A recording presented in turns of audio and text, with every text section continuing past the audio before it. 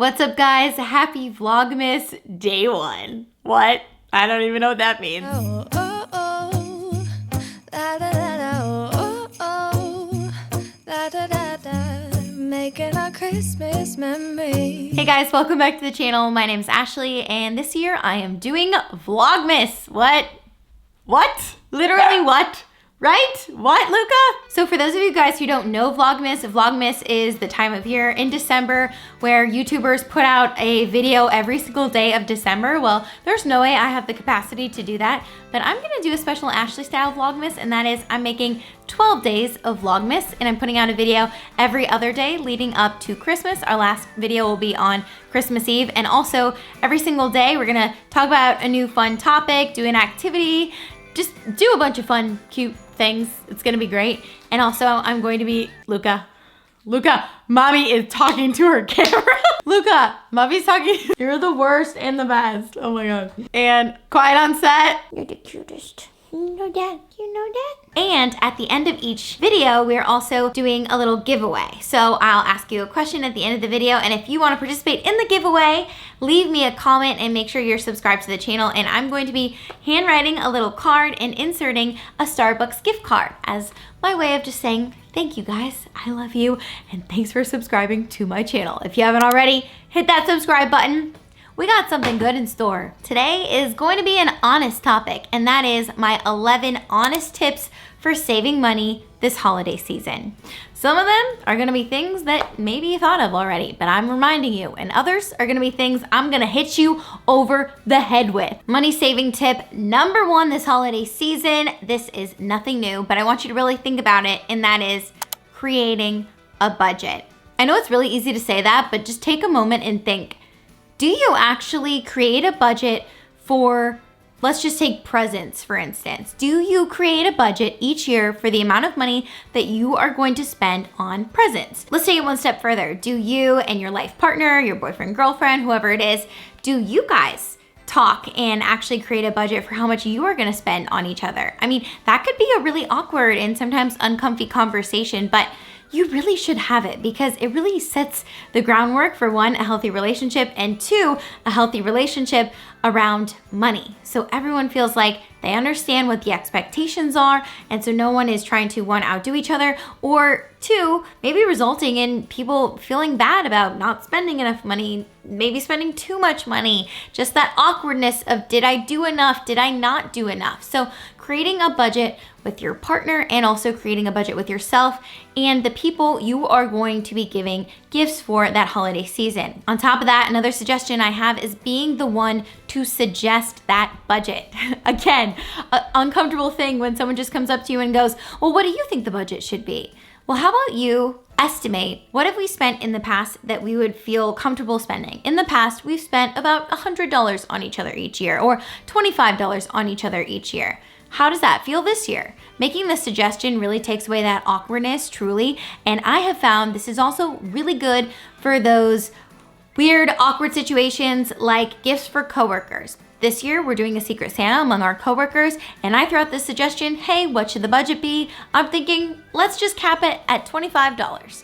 And everyone felt like, okay, that's great. If we wanna do a little more, we can, but hey, we can all pretty much do $25 for just one Secret Santa. It's only uncomfortable because maybe you've never done this before, but it will get more and more comfortable and it'll become more normalized, and it'll just be really good to make a budget and make you feel a lot better about this holiday season. I would do it for your decorations, for your entertainment, your meals out, your get-togethers, your nights out drinking or whatever you do, and also, of course, your gifts. Maybe also include money for your travel budget. Are you driving to Cleveland? Whatever that is, that's gas, that's snacks, that's the budget. You always gotta put it in the budget. Oh, we really are adults, aren't we, Luca? Goodness gracious. Number two falls in line with number one, and that is have honest conversations. And this might also include being the brave one and saying, hey, I don't think we need to do gifts this year. How do you feel about that? So I actually did this with my best friend this year. We usually do a little gift exchange, but I felt like, you know what? I'm already doing a lot for a good amount of people, and I don't think we really need to do this. So I was the one that threw that out and I said, hey, I think we're good if we don't do a gift exchange this year. How do you feel about that? And it actually relieved the pressure off of her and she felt very, very good about that. So honestly, being the one that speaks up and says, hey, I don't think we need to do that this year. How do you feel? And you normalize it. That's going to be my big theme throughout this whole video. Let's start normalizing, 1, talking about money and having those deep conversations, and 2, normalizing maybe not spending it, says the girl who literally created an Amazon wish list for you guys, but that's another topic. Number 3, make new no spending money traditions. Again, normalizing not spending money. I promise you guys, this is going to end up being the most freeing thing for you this holiday season.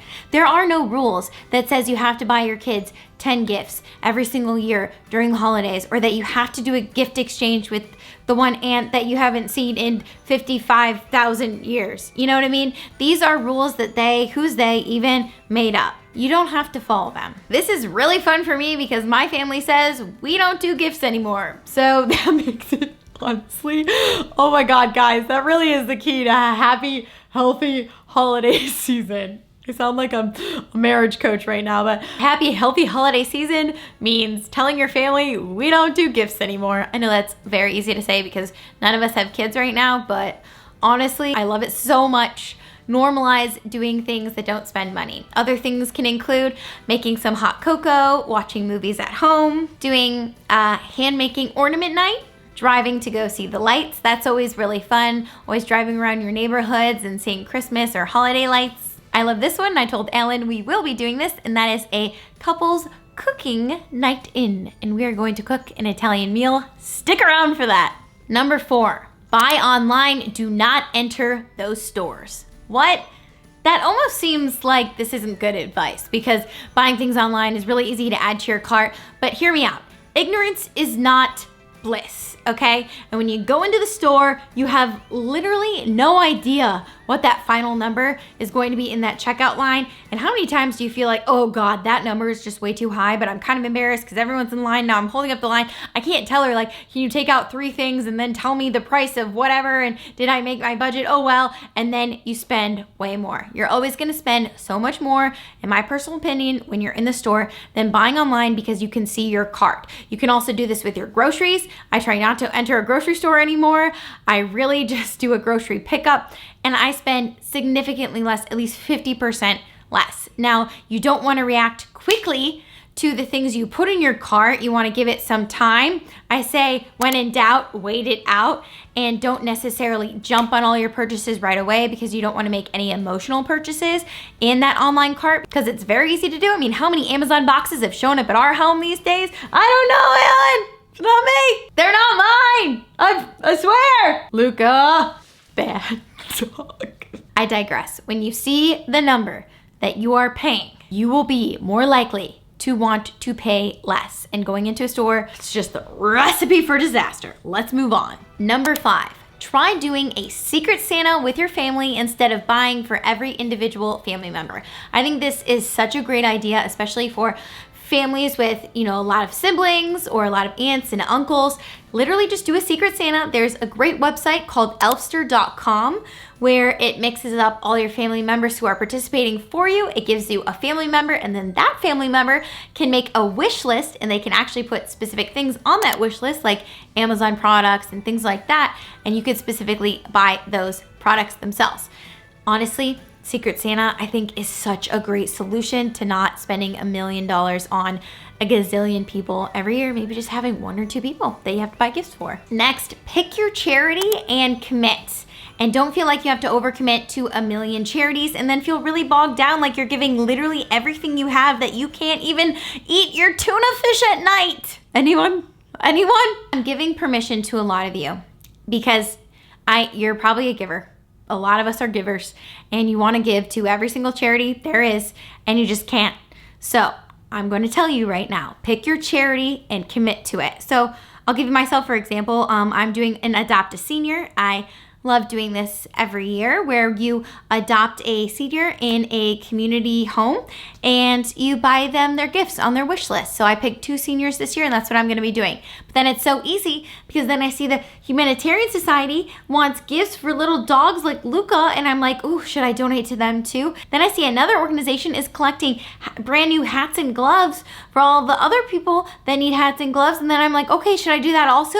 And then you feel like, oh my gosh, this is just way too much. I can't do anything. And then you don't do anything. It's better to pick one charity and commit to it proudly than feeling guilt and trying to commit to everything and spreading yourself too thin and then not fully being able to be present and give the most you can to that. That's just my opinion. Don't come at me. This is a good one, but I feel like you guys are gonna hate me for this, and that is meal prep and bring your meals to work, bring all your snacks to work instead of eating out. Meal prepping is not only obviously way healthier most of the time, but it's gonna save you so much money. This is something I've been doing for a few weeks now, and it is a total game changer when it comes to my health, but also how much money I'm spending, and that includes snacks. So something to think about.